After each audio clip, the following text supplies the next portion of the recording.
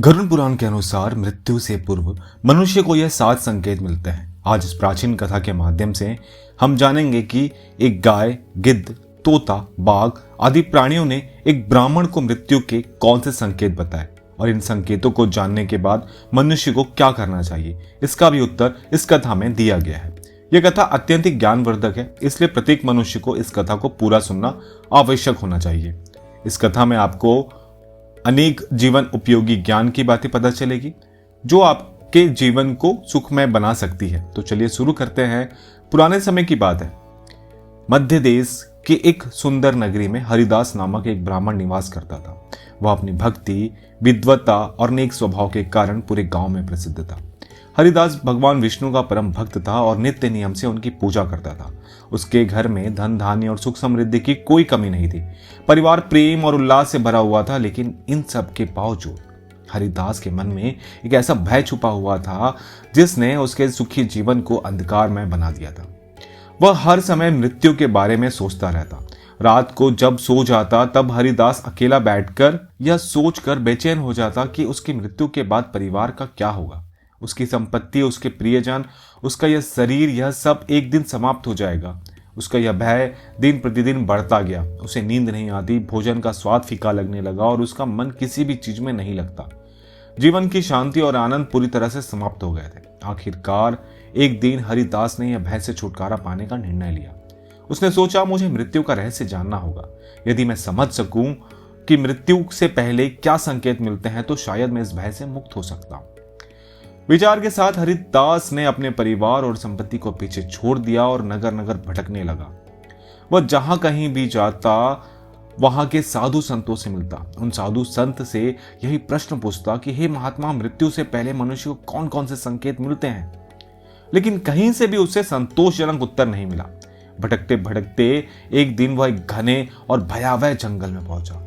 इन जंगल के चारों ओर केवल ऊंचे ऊंचे पेड़, झाड़ियां और पक्षियों की अजीब अजीब आवाज सुनाई देनी पड़ी। चलते चलते उसे एक स्थान पर एक आश्रम दिखाई दिया। यह साधारण आश्रम नहीं था। आश्रम के बाहर एक दिव्य शांति फैली हुई थी। अंदर से वेदों का पाठ और शंख ध्वनि सुनाई पड़ रही थी। उस आश्रम में जो साधु निवास करते थे वे बहुत तेजस्वी और शांत दिखाई दे रहे थे। उनके मुख पे दिव्यता, चमक थी। ऐसा प्रतीत हो रहा था कि मानो वे साक्षात देवता। हरिदास ने आश्रम में प्रवेश किया और साधुओं को प्रणाम करते हुए कहा, हे साधु महात्मा, मैं एक समस्या को लेकर आया हूं, कृपया मेरी सहायता कीजिए। साधु ने शांति से उत्तर दिया, हे ब्राह्मण, बताओ तुम्हारी समस्या क्या है? तुम्हें इतने चिंतित और थके हुए क्यों दिखाई दे रहे हो? हरिदास ने हाथ जोड़कर कहना प्रारंभ किया कि हे साधु महाराज, मैं मृत्यु के भय से अत्यधिक परेशान हूं। इस भय के कारण मुझे ना नींद आती है, ना भोजन अच्छा लगता है। मैं दिन रात केवल मृत्यु के बारे में ही सोचता रहता हूं। साधु ने गंभीर स्वर में पूछा, मृत्यु का भय क्यों? क्या तुम यह जानना चाहते हो कि मृत्यु कब होगी और कैसे होगी? हरिदास ने उत्तर दिया, हाँ महाराज, मैं यह जानना चाहता हूं कि मनुष्य को मृत्यु से पहले कौन से संकेत मिलते हैं। मैं यह समझना चाहता हूं कि इस भय से मुक्त कैसे हो।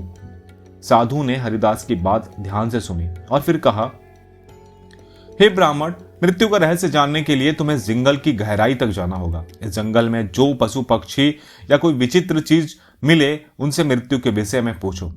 यह सभी तुम्हें मृत्यु से पहले मिलने वाले संकेतों के बारे में बताएंगे, लेकिन याद रखना, वे तुमसे पहले एक पहेली पूछेंगे। यदि तुम उनकी पहेली का सही उत्तर दे देते हो तो वे तुम्हें मृत्यु का संकेत बताएंगे। हरिदास ने साधु की बात सुनकर उन्हें प्रणाम किया और कहा, ठीक है साधु महाराज, और इससे मुझे मेरे प्रश्नों का उत्तर मिलता है तो मैं अवश्य इस वन में जाऊंगा। साधु ने उसे आशीर्वाद देते हुए कहा कि जाओ, और ध्यान रखना कि यात्रा तुम्हारे लिए केवल मृत्यु का नहीं बल्कि जीवन का भी उजागर करने वाली है। फिर हरिदास साधु के निर्देशानुसार जंगल में चला गया। वह जंगल बेहद भयानक, वह बड़े बड़े पेड़ जिनकी शाखाएं मानो आकाश को छू रही हो, चारों ओर से फैली थी। हरियाली के बीच डरावनी चुप्पी थी। जंगली जानवरों की आवाजें वातावरण को और भयावह बना रही थी। हरिदास भयानक जंगल में धीरे धीरे आगे बढ़ रहा था। चारों ओर ऊंचे ऊंचे पेड़ों का सघन घेरा था। चलते चलते उसकी नजर एक विशालकाय पेड़ पर पड़ी। यह कोई साधारण पेड़ नहीं था।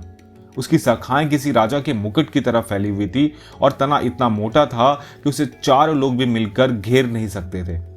पेड़ के चारों ओर एक रहस्यमयी आभा थी। ऐसा प्रतीत हो रहा था कि जैसे मानो उसे पेड़ उसे देख रहा हो। जैसे ही हरिदास पेड़ के पास पहुंचा, पेड़ की गहरी धीमी आवाज गूंजी, हे ब्राह्मण, तुम कौन हो? इस भयानक वन में क्यों आए हो? तुम्हें किसने यहां पर भेजा है? सब कुछ सच सच बताओ।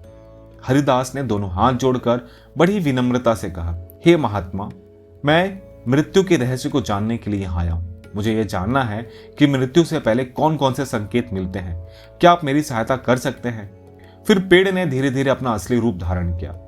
उस महान वृक्ष की विशालकाय मुकुट प्रकट हुआ। मुख मनुष्य की भांति दिखने लगा और वृक्ष का वो अद्भुत रूप देखकर हरिदास भयभीत होकर उस वृक्ष को घूरने लगा। तभी पेड़ में अपनी आवाज को और गंभीर करते हुए कहा, हे ब्राह्मण, मैं तुम्हारी सहायता कर सकता हूं, लेकिन पहले तुम्हें मेरी पहेली का उत्तर देना होगा। यदि तुम सही उत्तर दोगे तो तुम्हें मृत्यु से पूर्व मिलने वाला पहला संकेत बताऊंगा।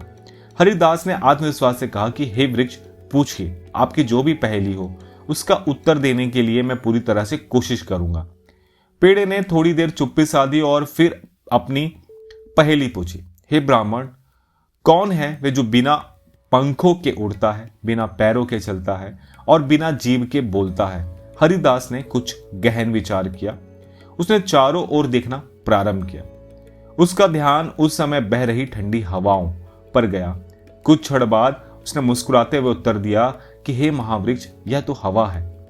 पेड़ अचानक हंस पड़ा। उसकी हंसी जंगल में गूंज उठी। उसने कहा कि तुमने सही उत्तर दिया। हे ब्राह्मण, अब सुनो मृत्यु का पहला संकेत। जब व्यक्ति के शरीर की ऊर्जा क्षीण होने लगे, वो हर समय थकान महसूस करे, तो समझो मृत्यु निकट है। यह संकेत तुम्हें आत्मिक और शारीरिक रूप से सावधान करने के लिए है। हरिदास ने पेड़ को प्रणाम किया और कहा, हे महावृक्ष, मैं आपके ज्ञान के लिए हृदय से आभारी हूं। आपके प्रश्न का उत्तर दिया और मुझे मृत्यु के पहले संकेत के बारे में बताया। मैं इसे याद रखूंगा। पेड़ ने शांत स्वर में कहा कि जाओ, आगे बढ़ो, तुम्हें और भी संकेत मिलेंगे। याद रखना, जीवन और मृत्यु एक चक्र है, इसे समझना ही तुम्हारा उद्देश्य है। हरिदास ने पेड़ का धन्यवाद किया और आगे की यात्रा पर निकल पड़ा। उसके मन में अब और अधिक उत्सुकता थी। वो आने वाले संकेतों को जानने और समझने अब उसके मन में और भी अधिक उत्सुकता थी कि वो आने वाले संकेतों को जाने और समझे। हरिदास जंगल में बोलने वाले पेड़ से पहला संकेत जानने के बाद आगे बढ़ा। रास्ता और अधिक भयावह और चुनौतीपूर्ण हो चुकी थी। पेड़ की शाखाएं आपस में उलझी हुई थी। झाड़ियों से अजीब अजीब सी आवाजें आ रही थी। चलते चलते अचानक उसकी नजर एक विशाल गिद्ध पर पड़ी, जो एक सूखे पेड़ की डाल पर बैठा था। गिद्ध का आकार साधारण पक्षियों से कई गुना बड़ा था। उसकी आंखें चमक रही थी, मानो वो सब कुछ देख सकता हो। उसकी चोंच और पंख इतने तेजस्वी थे कि वह एक क्षण के लिए हरिदास को भय का अनुभव हुआ, लेकिन उसने साहस बटोर कर गिद्ध को प्रणाम किया।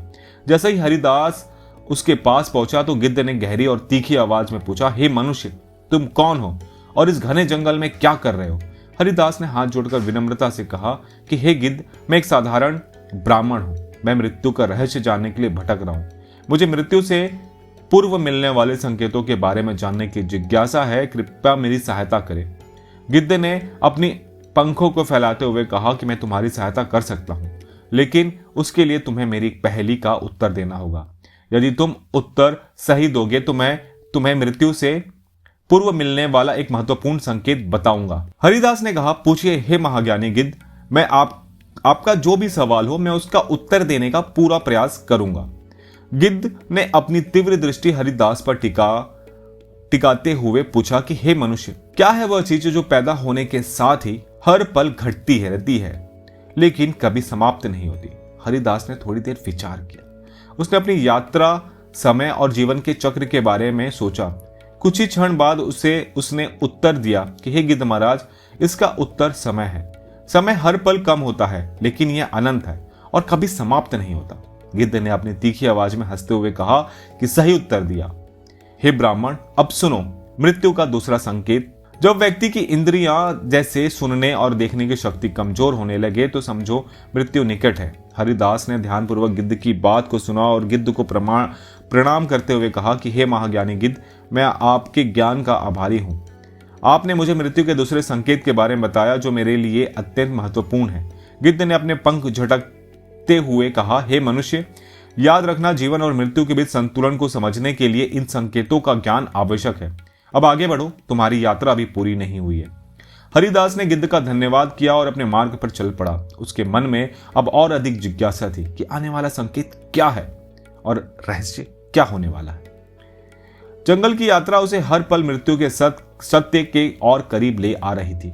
जंगल का मार्ग अब पहले से अधिक कठिन हो गया था। झाड़ियों में अजीब सी सरसराहट हो रही थी और अब वातावरण में गहरी नीरवता थी। चलते चलते हरिदास की नजर एक गधे पर पड़ी। गधा एक पेड़ की छाया में खड़ा था। उसकी आंखों में गहरी शांति छलक रही थी। हालांकि गधे शांत प्रतीत हो रहा था, लेकिन उसने जैसे ही हरिदास को देखा वह बोल पड़ा, हे ब्राह्मण, तुम यहाँ क्यों आए हो और इस जंगल में क्या खोज रहे हो? हरिदास ने हाथ जोड़कर गधे को प्रणाम किया और कहा, हे शांत चित्त गधे, मैं एक साधारण ब्राह्मण हूँ। मैं मृत्यु के रहस्यों को जानने के लिए भटक रहा हूँ। मुझे मृत्यु से पहले मिलने वाले संकेतों के बारे में जानना है। क्या आप मेरी सहायता करेंगे? गधे ने अपनी आंखों को मिचमिचाते हुए कहा कि मैं तुम्हारी सहायता कर सकता हूँ, लेकिन तुम्हें पहले मेरी एक पहेली का उत्तर देना होगा। यदि तुमने उसे सही उत्तर दिया तो मैं तुम्हें एक और संकेत के बारे में बताऊंगा।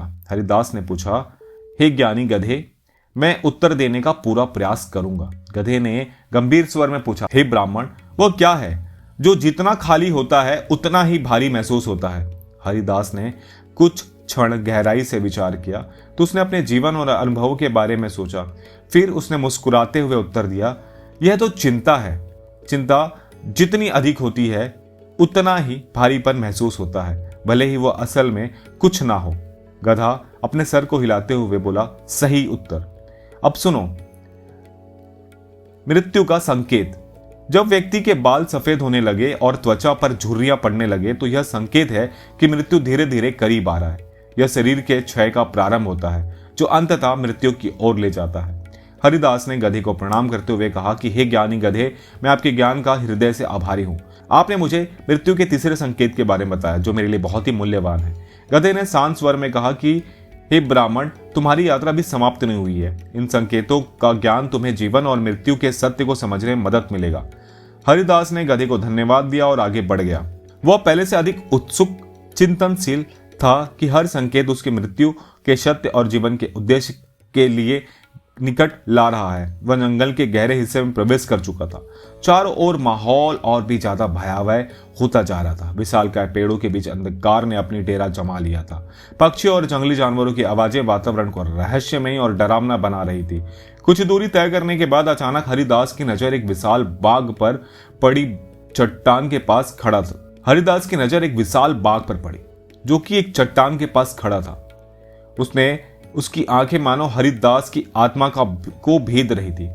बाघ की गुरगुराहट ने जंगल की नीरवता को भंग कर दिया था। हरिदास का दिल जोर से धड़कने लगा, लेकिन उसने खुद को साहसी दिखाते हुए बाघ को प्रणाम किया। बाघ ने गुर्राते हुए पूछा कि हे मनुष्य, तुम यहाँ क्या कर रहे हो और इस जंगल में क्यों भटक रहे हो?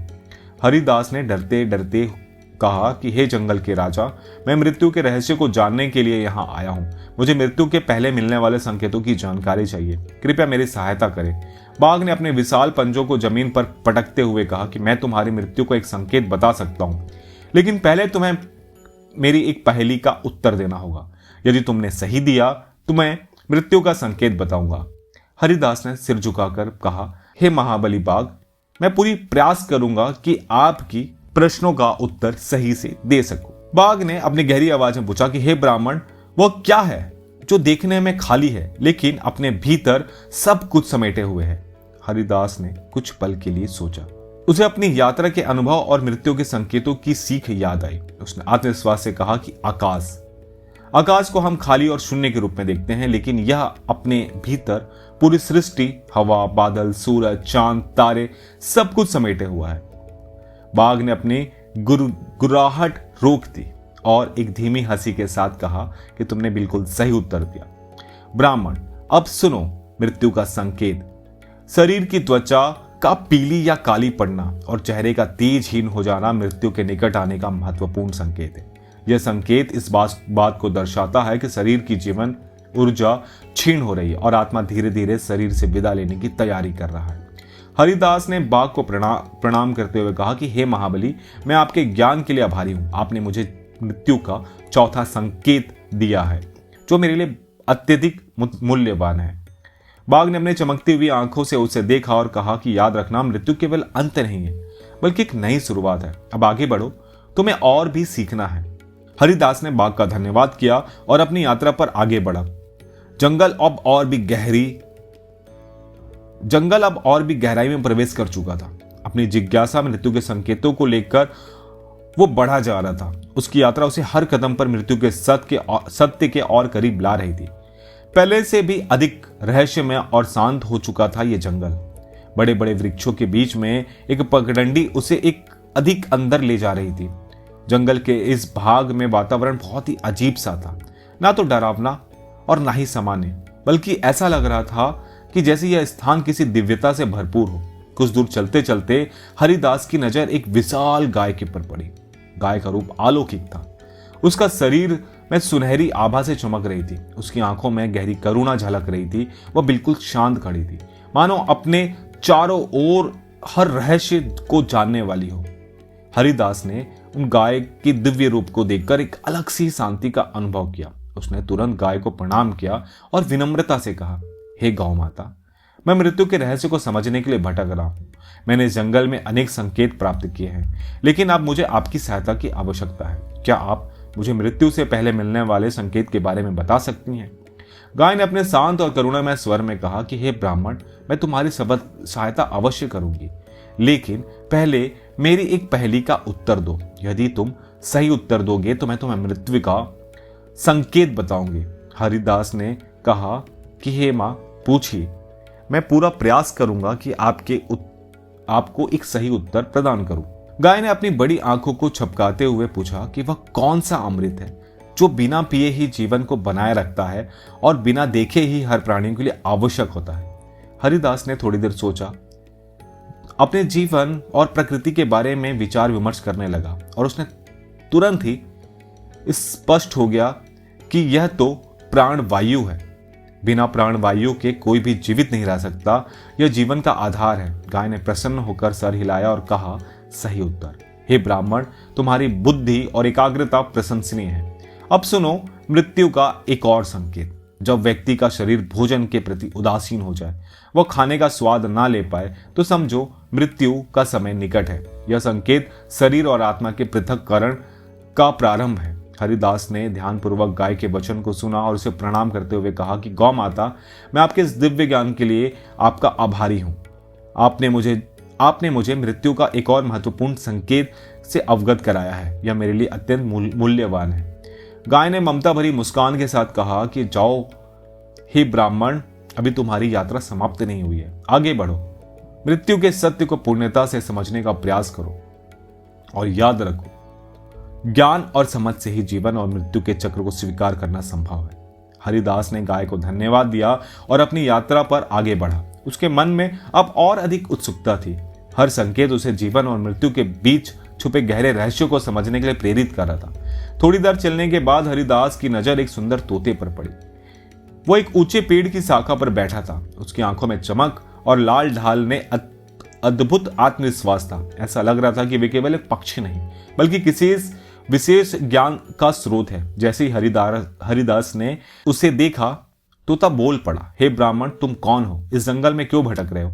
हरिदास ने हाथ जोड़कर तोते को प्रणाम किया और कहा, हे ज्ञानी तोते, मैं मृत्यु के रहस्य को समझने के लिए जंगल में भटक रहा हूं। मैंने अब तक कई संकेत प्राप्त कर लिए हैं। अब आपकी सहायता की अपेक्षा करता हूं। कृपया मुझे मृत्यु से पहले मिलने वाले किसी संकेत के बारे में बताइए।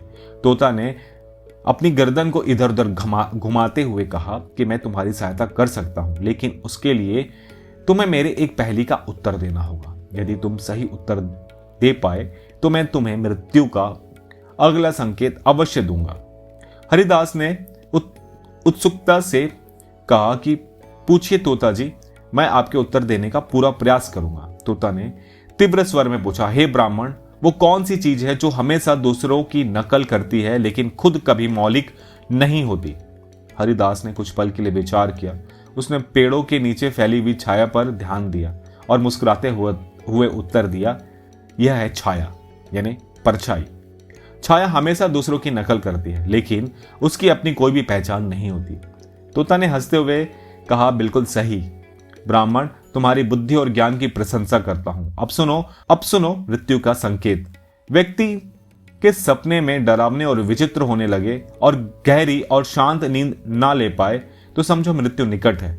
सपने आत्मा की चेतना के संकेत होते हैं और उनका विचलित होना मृत्यु के आगमन का सूचक। हरिदास ने तोते को प्रणाम करते हुए कहा कि हे ज्ञानी तोते, मैं आपके इस ज्ञान के लिए हृदय से आभारी हूं। आपने मुझे एक और महत्वपूर्ण संकेत से अवगत कराया। तोते ने अपनी पंख उड़ाते हुए कहा कि याद रखो, मृत्यु जीवन का अंत नहीं बल्कि आत्मा की यात्रा का एक और चरण है। अब आगे बढ़ो और तुम्हारी यात्रा भी समाप्त नहीं हुई है। हरिदास ने तोते को धन्यवाद किया और अपनी यात्रा जारी रखी। अब उसके मन में खुशी भी थी, साथ ही साथ जिज्ञासा बढ़ते जा रही थी। अब वह हर संकेत उसे मृत्यु के रहस्यों को समझने के लिए प्रेरित कर रहा था। उसे आत्मा और जीवन के सत्य के और करीब ला रहा था। जंगल अब और भी शांत और रहस्यमय हो चुका था। पक्षियों की आवाजें कम हो गई थी। हवा में एक अजीब सी गंभीरता थी। रास्ते में चलते चलते उसे एक स्थान दिखाई दिया जहां धूप के छोटे छोटे टुकड़े पेड़ों की शाखाओं से छनकर गिर रहे थे। शांत और सुंदर वातावरण में उसकी नजर एक तेजस्वी हिरण पर पड़ी। हिरण का स्वरूप ऐसा था जैसे वह जंगल के सभी रहस्यों को जानता हो। उसकी आंखें में चमक थी, उसकी चाल में एक अपार आत्मविश्वास झलक रहा था। वह अत्यंत सुंदर और शांत दिखाई दे रहा था, मानो यह जंगल का कोई रक्षक हो। हरिदास ने हिरण को प्रणाम किया और कहा, हे वन मृग, मैं एक साधारण ब्राह्मण हूं। मैं मृत्यु के रहस्यों को समझने के लिए यहाँ पर आया हुआ हूँ। मैंने अब तक कई संकेत प्राप्त कर लिए हैं। अब आपसे आपकी सहायता की अपेक्षा करता हूँ। कृपया मुझे मृत्यु से पहले मिलने वाली संकेतों के बारे में बताएं। हिरण ने गंभीर स्वर में कहा, ब्राह्मण, मैं तुम्हारी सहायता तो कर सकता हूं, लेकिन तुम्हें पहले मेरी एक पहेली का उत्तर देना होगा। यदि तुमने उत्तर सही दिया तो मैं तुम्हारी सहायता अवश्य करूंगा। हरिदास ने कहा, हे ज्ञानी हिरण, मैं पूरा प्रयास करूंगा कि आपके पहेली का सही उत्तर दे सकूं। हिरण ने अपनी चमकती आंखों से हरिदास की ओर देखा और पूछा, कौन सी चीज है जो बिना किसी रोक टोक से चलती है लेकिन जिसका अंत हर किसी के लिए निश्चित होता है? हरिदास ने गहराई से सोचा। उसे अपने जीवन की यात्रा और अब तक मिले संकेत याद आए। उसने कुछ क्षण विचार किया और फिर आत्मविश्वास से उत्तर दिया, यह जीवन है। जीवन हमेशा चलता रहता है लेकिन अंत हर किसी के लिए निश्चित होती है। हिरण ने प्रसन्नता पूर्वक कहा कि यह उत्तर सही है ब्राह्मण। सुनो, मृत्यु का अंतिम संकेत।